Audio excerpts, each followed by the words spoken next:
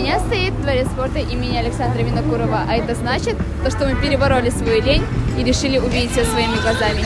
И мы начинаем! Сейчас мы находимся в зале, где проводятся соревнования по казахской борьбе.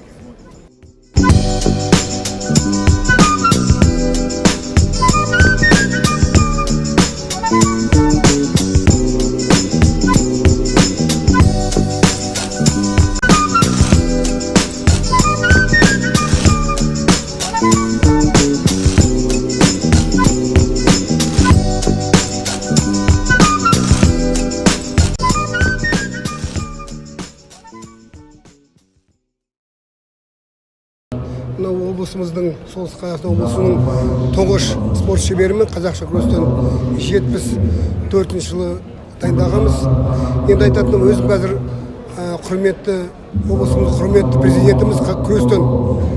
Енді айтатыным, соңғы жылдары қазақ күрес біздің облысымызда дамып өсіп жатыр.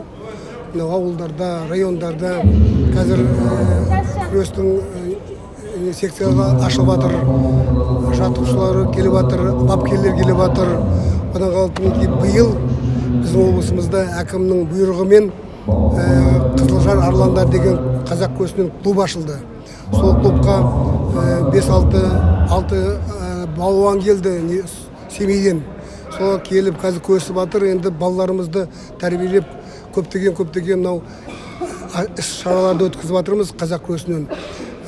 Биыл осы біздің облысымызда бірінші рет Қазақстанның ішкі істер арасында біріншілік өтті қазақ күресінен.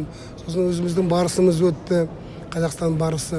Одан қалып осы бүгін Қазақстанның чемпионаты өтіп жатыр қазақша күрестен.